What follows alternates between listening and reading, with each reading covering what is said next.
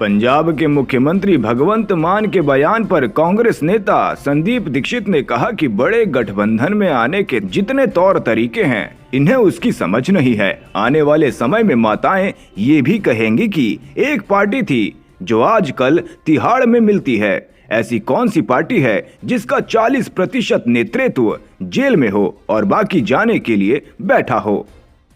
देखिए, आम आदमी पार्टी की दिक्कत क्या है कि उनके पास जो एक सामान्य सार्वजनिक पटल पर एक किस तरीके से बातचीत करनी चाहिए, किस तरीके से औरों से व्यवहार करना चाहिए, उसकी कोई सीख नहीं है।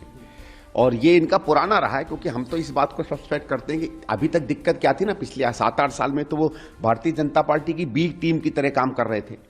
अब हो सकता है उनको लग रहा हो कि भारतीय जनता पार्टी को उनकी ज़रूरत नहीं है, इसलिए वो इंडिया अलायंस की तरफ देख रहे हैं। और ठीक है, इंडिया अलायंस के कुछ लोगों ने कहा कि भाई इनको भी इंक्लूड कर लीजिए, भले ही छोटी पार्टी हो, एक आध राज्य में हो, लेकिन इनको इंक्लूड करने की एक बात चल रही है। अब ये इस बात को मुझे नहीं लगता हजम कर पाते हैं, तो इसलिए दिक्कत होती है, क्योंकि इनको जो बड़े गठबंधन में आने की जो एक तौर तरीके होते हैं, उसका एक कल्चर होता है, उसकी इनको समझ नहीं है।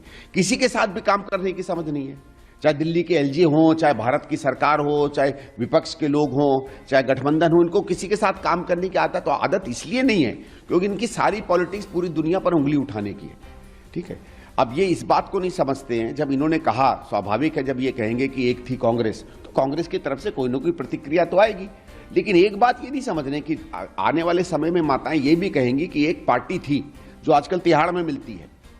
ये बता दे कौन सी ऐसी पार्टी है जिसका 40% नेतृत्व जेल में हो और बाकी जाने को तैयार बैठा हो।